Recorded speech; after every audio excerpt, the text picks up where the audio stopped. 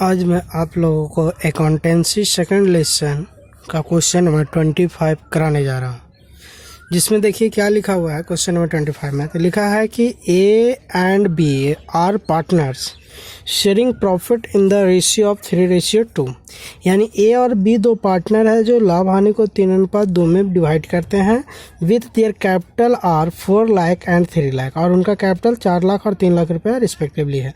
फिर बोला interest on capital is allow 5% per annum, जिसमें interest on capital 5% per annum allow होगा पर सिक्स।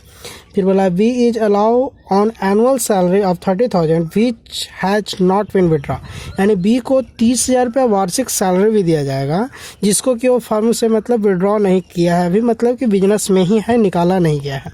फिर बोला during 2019 the profit period to calculate of interest on capital but after charging B salary amounted to 1,20,000 रुपये। बोला है कि वर्ष 2019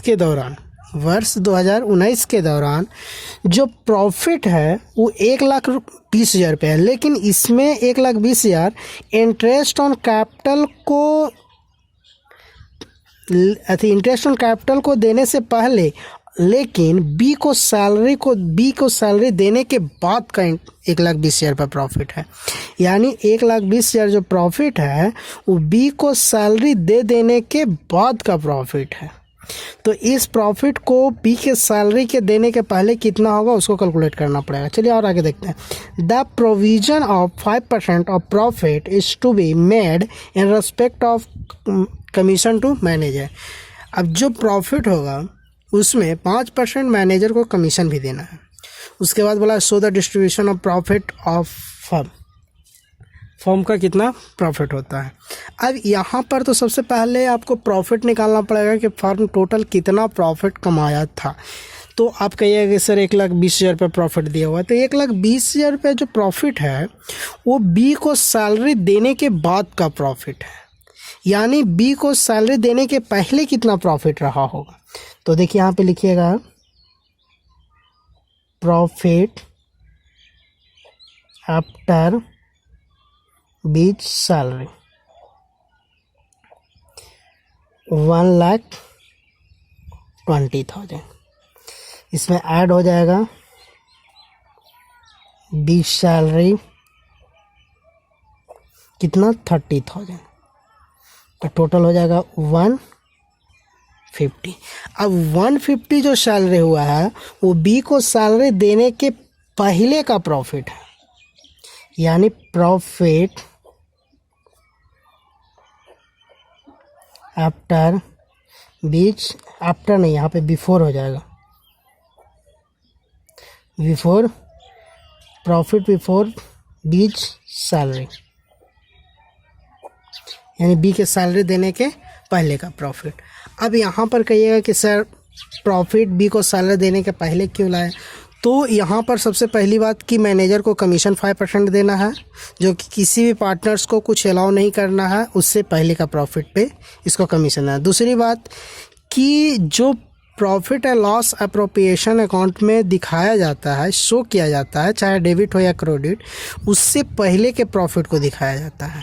और बी एक तरह का पार्टनर है, और पार्टनर को अगर सैलरी मिलता है तो profit and loss appropriation account के डेबिट साइड में दिखाते हैं।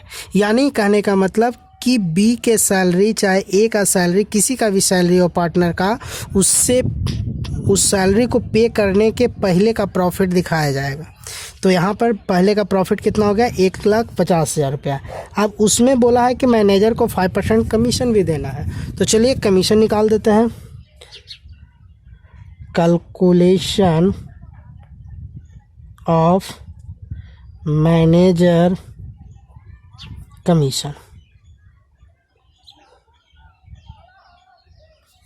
चलिए तो मैनेजर का कमीशन कितना परसेंट बोला है, तो 5%। तो 1,50,000 का 5%, 20 से 20, 7,500, ये निकल गया क्या चीज़, मैनेजर कमीशन। पार्टनर्स का नहीं बल्कि मैनेजर का। अब मैनेजर कमीशन जो होता है वो profit and loss appropriation account में नहीं दिखाया जाता है, तो इसको हम नहीं दिखाएंगे। अब कहने का मतलब ये हुआ कि टोटल प्रॉफिट तो आपका बी को सैलरी देने के पहले का 1,50,000 रुपये हो गया, जिसमें 7,500 रुपये मैनेजर का कमीशन आपको देना है। उसके बाद जो होगा वो सब पार्टनर्स के बीच में पार्टनर्स को मिलेगा।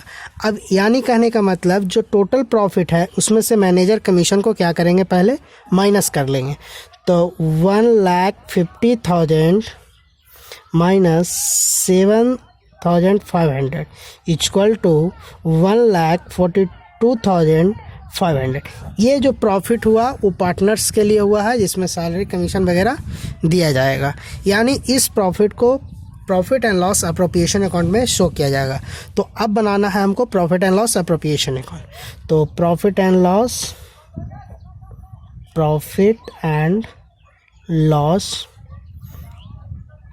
Appropriation account. तो profit and loss appropriation account में 4 कॉलम होते हैं, particular amount, particular amount.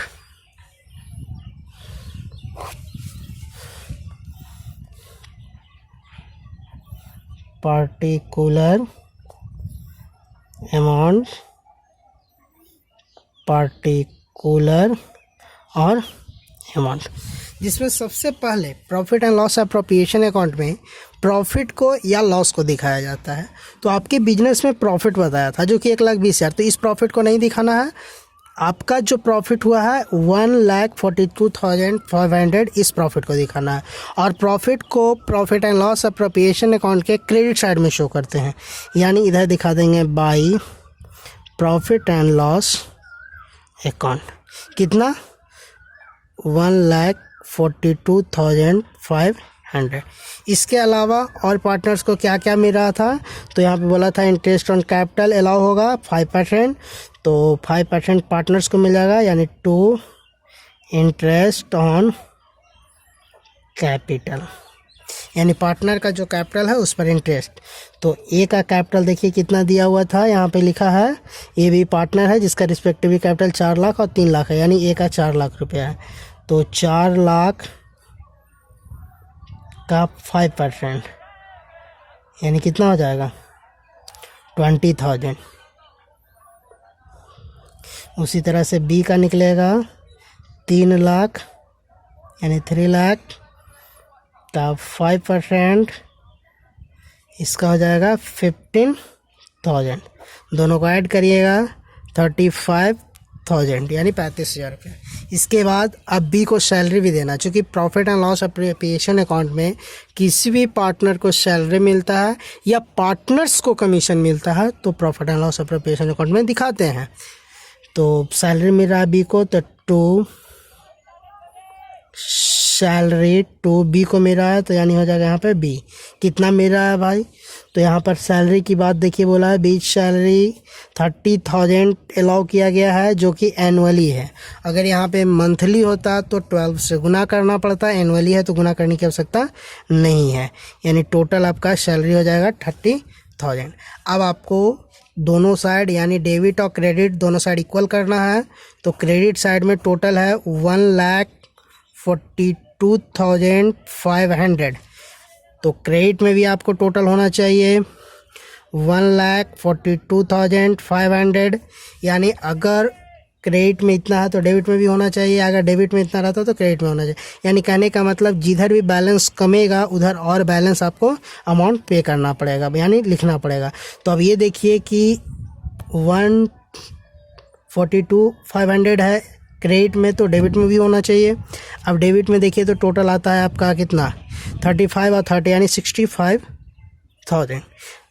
1,42,500 total होना चाहिए था, जिसमें से 65,000 रुपया है, यानी जो भी बैलेंस कम रहा है वो सब डेबिट साइड में दिखावेंगे। तो आपका बैलेंस कम जाएगा 77,500, 77,500, यानी ये डेबिट में कमा तो नेट प्रॉफिट, क्रेडिट में कम था तो नेट लॉस, यानी 2 नेट प्रॉफिट। अब इस नेट प्रॉफिट को पार्टनर्स ए और बी दोनों के द्वारा क्या किया जाएगा, डिवाइड कर लिया जाएगा। तो ए को भी मिलेगा इसमें, बी को भी मिलेगा।